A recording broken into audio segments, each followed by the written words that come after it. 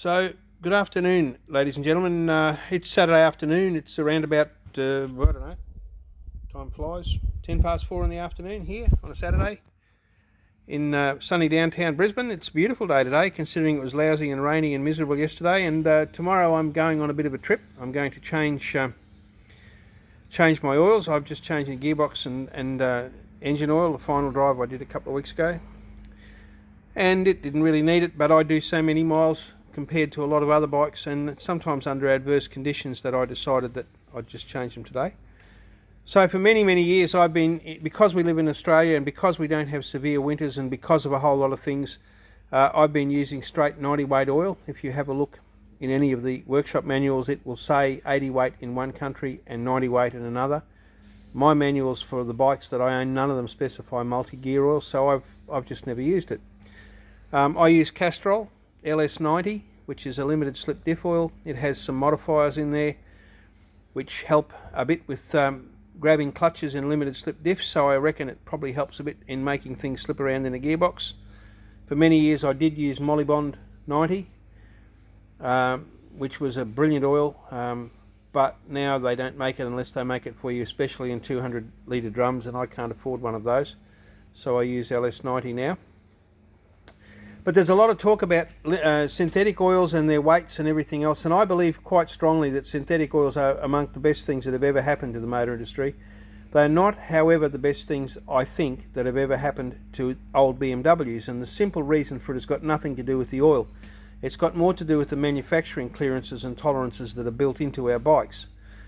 And even though the oil might say 20W50 or whatever, full synthetic, the base oil that it is refined from and the additives go into makes a much thinner oil. And whilst I have no doubt that it does an amazing job of protecting the engine, gearbox, final drive, whatever, I just think that when the engine gets hot because of its tolerances and clearances, the oil is very thin and things tend to knock and bang around in there a bit. I don't know that they wear any worse, they just don't sound so good to me. And with things like flat tappet cams, which all of our bikes have, I often think about the tappets clouding the lobes on the camshaft, which might have films that let them slip, but I don't know that there's any cushioning in the oil. And on a modern car, to be honest, with the tolerances that they run, it probably isn't necessary. But I just thought, I was just having a look at this, and I thought I'd just show you why I believe you should use a premium quality mineral oil in your engine. In Australia, Penrite 20W60 HPR 30 is a good oil. They also have a brand new one out now. I haven't seen it on the shelf yet, but it's a classic 20W60 and it's got nearly double the amount of zinc, so when I can buy that I will, but at the moment HPR 30 is the go. But just watch this. This is a 90 weight gear oil. Australia is a hot country. We get winters that get down to 6 degrees centigrade and in some places -2 or 3 for a week or two. That's it. Down south's a bit different. But watch. I'm just going to stir this around in the oil. This is just a clean screwdriver. Now look, can you see the coating? Can you see the skin that's over the metal of that oil? Now admittedly it's at room temperature, but see how thick it is? And your gearbox relies on roping oil. A fellow named Tom Cutter from the States said that one day, and it just crystallised in my mind that that's exactly what it needs to be, ropey.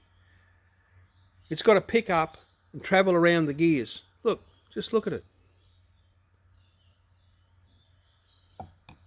Now that oil in a winter here makes the first couple of shifts into first gear in the morning sometimes a bit sticky. I can live with that. Once it's warm it's fine. In the summertime the gearbox gets nowhere near as noisy and rattly as it does when you use a multi-grade oil. Some people try putting 120, 140 oils in there. I think that would be laborious. I think you would have to really struggle with that when it was cold. But the 90 weight does a good job, and that's the reason why. You just pull it out like that, and look at the amount of oil that comes with it. And how long it takes to drain away. Simple, isn't it? That's why I do it. Take care. Ride safely. Stay well.